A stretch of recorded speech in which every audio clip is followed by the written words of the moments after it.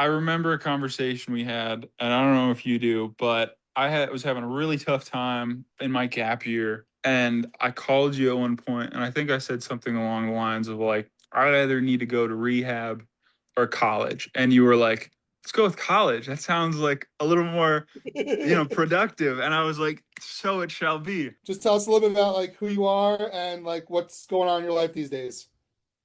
Right. My name's Fynn Green. I'm from South Londonderry, Vermont.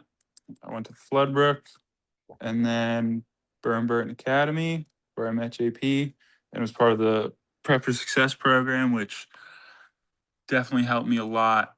And, those connections and the support I had through that program was incredible and definitely got me through high school because otherwise I probably would have given far less of a.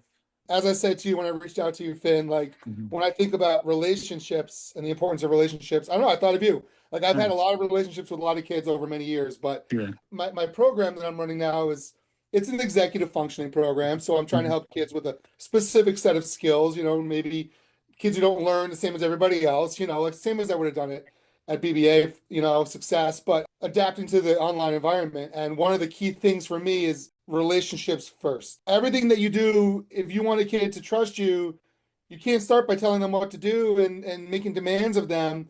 You have to like establish a foundation of trust. And what are you up to now? You graduated college, you went to I Warren Wilson. I went to Warren Wilson. And I was the first semester back after COVID hit, so that was definitely odd and Yeah. tough. And but it turned into something really great, and I learned a lot and learned a lot about myself and grew a lot, and it was wonderful. You casually mentioned that you were having a tough time and you were deciding between college and rehab, and you called me. Like, what, why? I mean, I know why, but like tell Yeah. people like what was going on in your mind where you were like, I'm gonna call this guy after you graduated. There was a time in high school when I came to you a lot, very unpromptly sometimes, and was just like, "Hey, this is what I got going on." And you're like, "That's out of the blue," and I'm like, "Yeah, sorry, thoughts." And sometimes, you're like, "I don't know what to tell you," and sometimes you're like, "Well, you could try this, try that," and or like maybe think about it a different way because it sounds like you're taking a bad spin on it. I'm like, that's a fair point. Even though I don't, like I said in the text, Yeah. sometimes that you didn't tell me what I wanted to hear, and I needed that. There was a time when me and my mom were growing really distant, and you said to me, you were like, even if she's not gonna like it, even if she like you don't want her to know about you doing whatever, like be honest. Tell her everything, and it will open a door to a completely different relationship where even the uncomfortable conversations, they suck, they're not fun, but if done right and with trust and love, they turn into growth for everybody. And it really helped me. So I think in that time, I was so broken down. Post grad, I'm talking about. I was so dilapidated, honestly, mentally, physically, from you know abusing substances, and my mom and oh yeah, my mom and Hank got married.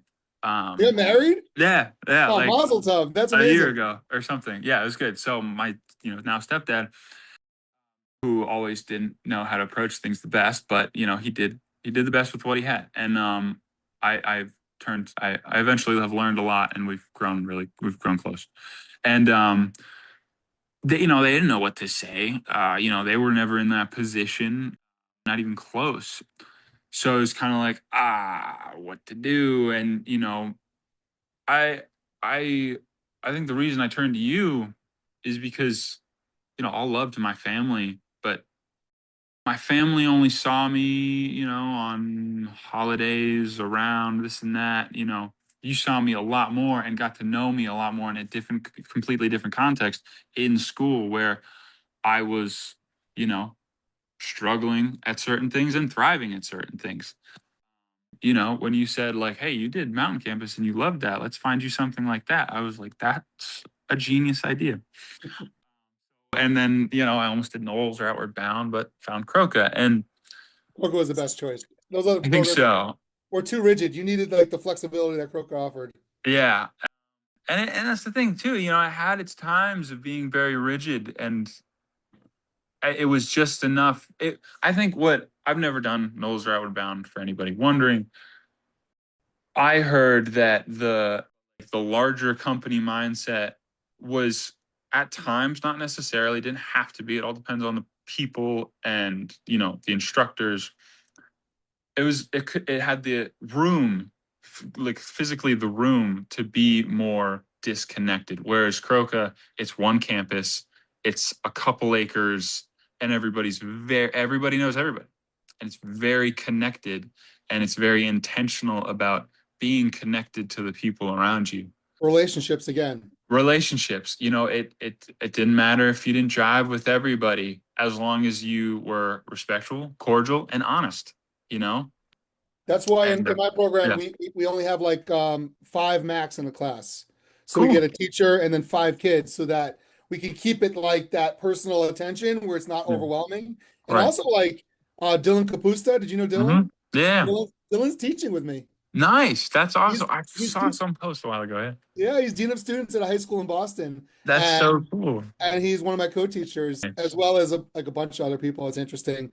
Okay, Yeah. one last question for you. Sure. Sure. Um, You've talked about your dad. You mentioned in the text to me, obviously, that's a key part of your upbringing is losing your dad at an early age. Yeah. How old are you?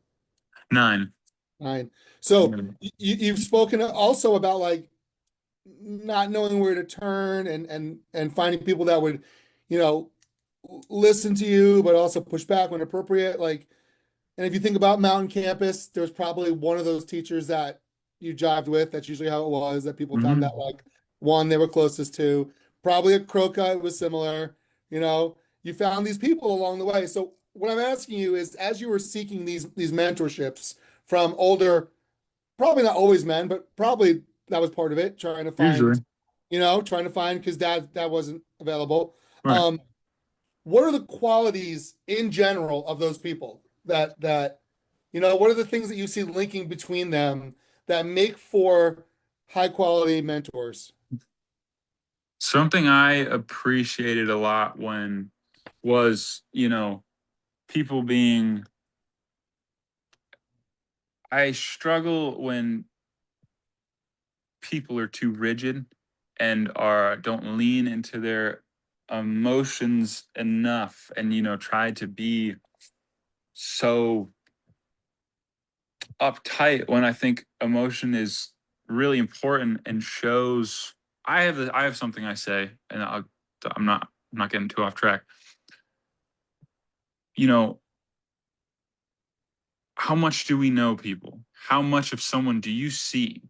We may never fully know anybody in our lives if we don't see them at absolutely every state of being emotionally. You don't know that side of them. So knowing people who were honest and open and like expressive and emotional, um even to the point of like people getting upset and then being like, I'm sorry, I let go a little too much, I shouldn't have gotten that upset. Recognize that, and holding themselves accountable for their emotions is something I witnessed a lot of, and witnessed a significant lack of with a lot of people in my life. So seeing that and coming to find how I want to be and how I feel about those situations, that helped me a lot. So Were people who were willing to admit that they weren't perfect. exactly, being expressive and honest with not only them, the people around them, but themselves, and that definitely, carried on, instead of trying to act perfect, not perfect, but a certain way because they thought it was a standard or whatever. And another thing is like good dads. That's always been a big draw to me, guy like men who were like, I love my family, I'll do anything for my family. I'm like, that's badass, dude. Mm. And I had a lot of The peak of manhood is pretty much. taking care of your family and your children. Exactly. And like, and being able to, I saw a lot of, crappy dads too, and like knew kids who are like, I have all this stuff going on with my dad. I'm like, have you like thought about a conversation or like talk approaching it like this? And they're like, that's not even possible. And I'm like, if you don't try, you're never gonna know. Yeah. I jived with all my instructors at Mountain Campus. It meant a lot that, they were able to be honest with me and hold me accountable and not, shame me and Yeah. and be like, hey, that's not cool. The way to, that's not a good way to think about that. Instead of being like, how come you could like, how dare you act like that or think like that? Instead of being like, hey, that's kind of a negative approach to that. And I appreciated that a lot. And uh, I do also say I grew up with a few different moms because I have had a lot of very, very influential women in my life who were very close. One of them was my dad's girlfriend in college, and her and my mom are now still best friends. And Really? she's shaped me so much. Oh, that's interesting. Shout out Randy Solon, Fire Arts Glassworks down in Brattleboro. Doesn't matter how I was feeling, she was there, always there for me, and always kind. But at times it was like, hey, the way you're approaching that, it's not going to help you, and it's maybe even harming you. Like my stepdad and I, we had a tough relationship for a long time because and pardon the language, but I was kind of a shithead for a while, and I wasn't always good to my mom, and I came to regret that so deeply, and learning from those years and those tough times, I realized how I didn't want to be as a person, and my mom is hands down one of the most incredible and supportive people in my life. And although we had very different upbringings, you know, I'd hear a lot, there's not a manual for this.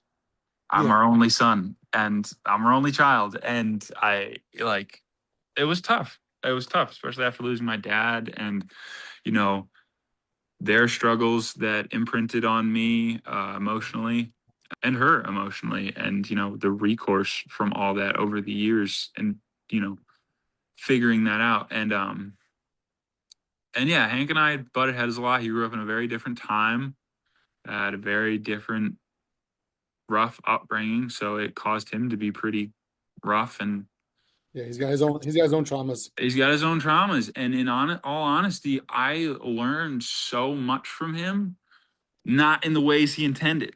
He Yeah. tried to teach me certain lessons, and I was like, I'm taking a totally different spin on that. And in all honesty, all of the most important lessons I've learned in my life is all hindsight. It wasn't until Yeah. maybe a day later, a week later, months, years later, where something clicked in my mind, and I was like, "That's the lesson from that. That's what I can take from that and grow from." And in those moments, in those hard moments with friends, peers, acquaintances, family, people you love, it's hard to find those lessons sometimes. And um, yeah, we have a much better relationship now. He just got with my mom and was like, "Oh, there's a kid," and Yeah. then he had to deal with some shadizzle, No, good stuff. and yeah, it was tough. And there's no there's some wrong answers, but it's hard to find the right ones. Well, Like life's not easy. You just have to keep living it. exactly. And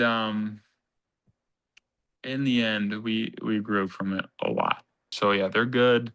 Um, they got they got they keep busy with their massive gardens, and they're like, oh, we got to dial back. And then next year we're adding Not some dialing plants. back. No, they just keep adding, and they're like, we just don't have time. I'm like, go on vacation, go do something. But no, it's good. Awesome. Yeah, Well, Ben, thank you, buddy. I no appreciate you problem. taking the time to drop in with me and spend a little time on JP Live.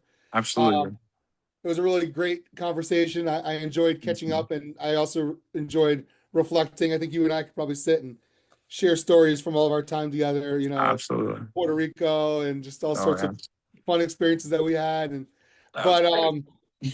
but yeah, it's great to see you. You look like you're Yeah, doing well, great, and I'm thanks, man. proud of you. So thank you for being here Thanks, tonight, man. and I'll see you again soon. Thanks for having me. It's great talking. We'll talk Take care. soon. All right. Peace.